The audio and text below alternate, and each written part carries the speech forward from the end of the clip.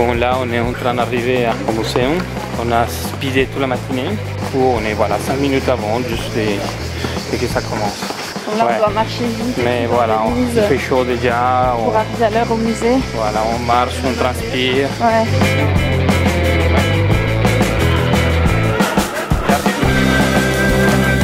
Finalement, on ne veut plus adopter d'enfants. C'est le musée Léonard de Vinci. Il n'y a pas les tableaux originaux, il y a juste des reproductions sur panneaux lumineux. C'est trop bien. Un casque de réalité virtuelle dans le musée Léonard de Vinci. Je te jure, t'as l'impression que tu bouges. Je sais pas si on peut filmer la réalité virtuelle. C'est la chambre des miroirs faite par Léonard de Vinci. C'est une boîte où on est entouré de miroirs. Et le but, c'est de, sans bouger, pouvoir voir un objet sous tous ses angles. Ça, c'est une vis aérienne. Il suffit de tourner, ça se visse dans l'air et donc ça se soulève. Un tank.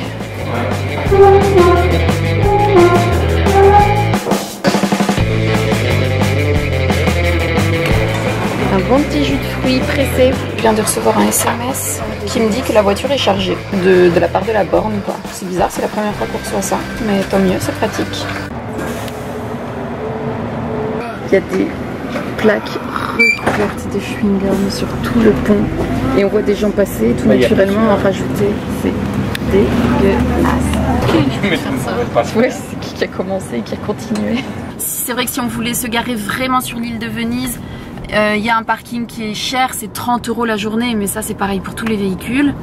C'est pour ça que nous on se met à Mestre comme la plupart des gens et on prend un bus pour terminer et la plupart des gens font ça. Mais voilà, même à Mestre, une véhicule essence, elle devrait payer un parking quand même assez cher pour toute la journée. Et ben nous on a le parking gratuit. Donc ça a aussi un gros avantage. Là on a une borne de supermarché. Donc on met la carte dessus et il n'arrive pas à valider. Bon alors c'est très bizarre, la charge n'a pas fonctionné. C'est la première fois que ça nous arrive. Heureusement il y a 2 autres bornes juste à côté d'ici, donc on va aller les tester. Bon là on commence à perdre un peu patience parce que ça fait plusieurs bornes qu'on essaye et qui fonctionnent pas. On ne sait pas pourquoi. Bon, on n'a plus beaucoup de batterie. Donc là on est à Ikea. C'est sur notre route, au moins on n'a pas fait de détour, mais on va voir si ça fonctionne quoi. Sinon on va demander, oui, il faut Je viens juste d'entrer dans cette voiture. Je sais pas ce qui m'a pris, elle était à côté de la borne, je me suis assise dedans. Elle était ouverte, je me suis installée. Bon, même chez Ikea ça marchait pas, on a trop galéré. C'est bizarre parce que toutes les autres avant ça s'est fait tout seul. Le plus facile c'est celle vraiment où il y a le câble dessus. Il y a juste à le brancher et puis c'est simple, il n'y a aucun bouton, aucune carte à avoir, c'est le plus facile. Au pire c'est celles qui ont besoin d'un badge, dans ce cas mais c'est facile, on a voilà 2-3 badges universels et ça fonctionne très bien et voilà. Mais là le truc c'est qu'il fallait vraiment une carte qui nous donne à l'accueil chez Ikea et même cette carte là ne fonctionnait pas. Et on a commencé à trop paniquer parce qu'on n'a vraiment plus de batterie, on a déjà loupé, on devait visiter une super grotte aujourd'hui avec un lac souterrain dans la grotte en Slovénie. On n'a pas pu, et pas seulement d'avoir loupé la grotte, mais c'est aussi qu'on allait louper la location de ce soir, le Airbnb, parce que si on peut pas bouger d'ici, puis même, on sait même pas ce qu'on aurait fait. Ouais, on serait allé dans un hôtel et on aurait chargé sur une prise domestique standard, mais ça charge toute la nuit quoi. On aurait juste perdu une nuit de Airbnb. C'est pas la mort, mais ça aurait été super chiant. Et là enfin, je sais pas, on a débranché, rebranché, débranché, rebranché, et 1000 fois ça marchait pas. Et une coccinelle s'est posée sur Diana. Tu racontes? Je l'ai pris et j'ai fait le vœu et 5 minutes plus tard ça a marché.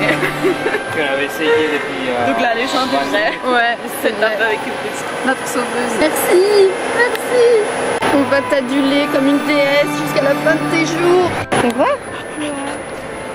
Oh, tu les attires. Ouais. Je sais pas, mais ne nous dis pas ce que tu fais comme vœu, comme ça il va se réaliser. Je sais pas. Ouais, non. Moi je sais ce que tu pourrais faire, mais je peux pas te le souffler. Ok, bah vas-y. Mais ça sera dans beaucoup de temps. Ok, je devrais savoir ce que c'est. Tu souffles pour qu'elle s'envole et boum, elle tombe direct au sol. Ça c'est vrai que c'est le gros inconvénient, c'est que ouais, on est tributaire des recharges, des bornes. Mais je trouve quand même qu'il y a plus de points positifs. Si on avait dû faire ce même trajet en voiture essence, ça nous aurait coûté 500 € apparemment. Faudrait que je refasse le calcul correctement. Là c'est gratuit. Et en plus En plus de cette économie-là, on économise aussi sur les parkings en ville qui la plupart du temps sont gratuits pour les voitures électriques. Et puis sans parler évidemment de l'écologie, ça n'a rien pollué. Oui, il y a la fabrication de la batterie, mais je veux dire, c'est pas comparable par rapport à une voiture essence. C'est quand même très cool. Il faut juste que ce point-là s'améliore parce que là, ouais, on a eu une petite frayeur.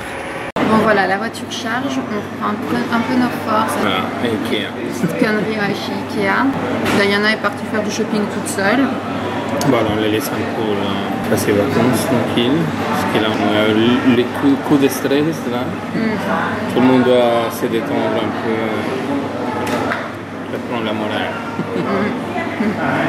On recharge les batteries, mais pas seulement de la voiture, de nous aussi. Ouais, donc là on a perdu tellement de temps avec cette histoire de ces problèmes de charge, de bornes qui fonctionnaient pas, que je crois qu'on va un peu changer les plans. Donc je pense que pour la grotte c'est mort pour aujourd'hui, parce qu'il faut la faire en profitant bien, c'est mort.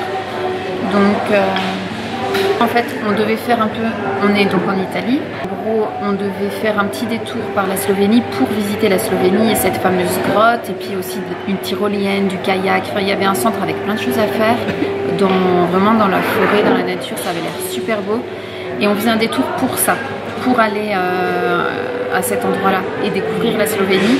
Et après on serait arrivé genre encore deux heures plus tard à notre logement. Mais du coup, vu qu'on est crevé, qu'on a perdu du temps et puis du moral quoi, à chercher partout des bornes qui fonctionnaient pas, et en plus avec une chaleur pas possible, parce que tout à l'heure il faisait 38 degrés, je vous jure, je sointe de partout, c'est une horreur. Bref, on a tellement perdu en énergie que je crois qu'on va tracer directement de l'Italie où on est, la Slovénie, mais directement à notre logement, sans faire le détour par la grotte et par le kayak et par la tyrolienne et tout. Donc si d'ici on va directement au sud de la Slovénie où on doit dormir, il n'y a que 80 km qui restent. Donc on va le faire comme ça, en moins d'une heure on y sera, et on ne fait plus rien ce soir, on dort, on regarde des films, on fait des jeux de société, on s'en fout, mais on bouge plus, là on est claqués, on n'arrête pas de courir depuis 3 jours en fait, donc on est crevés tous.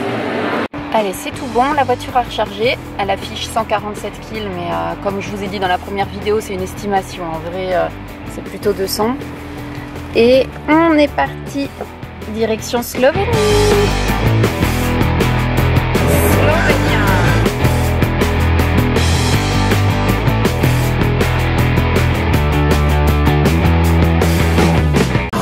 On va bientôt arriver dans notre location de Slovénie et on doit prendre des tout petits chemins.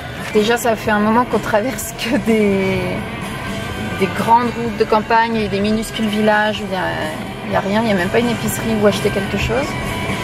Donc on est vraiment perdu dans le trou du cul de la Slovénie et au milieu des forêts, et il paraît que ça brouille d'ours, donc on va voir si on en voit. Après 200 mètres, dirigez-vous vers la droite.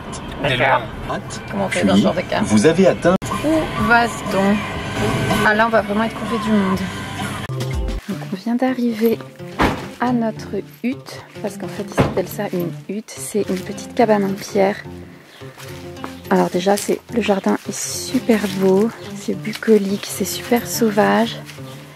Il y a des palmiers, oui normalement c'est ouvert. Il y a des cactus, c'est super beau. Et là on a une petite cabane en pierre qui a l'air très ancienne. Une jolie terrasse. On découvre en même temps que vous. C'est beau hein. Et dans cette petite cabane, en principe, on doit avoir un petit studio assez moderne. Il y a les clés dessus. Waouh, alors même dedans, c'est de la pierre. Et là, waouh, c'est donc un petit studio refait à neuf dedans. Il y a un lit, d'accord, un lit double en bas pour Andrés et moi, un lit en haut pour Diana. C'est tout petit, mais c'est joli.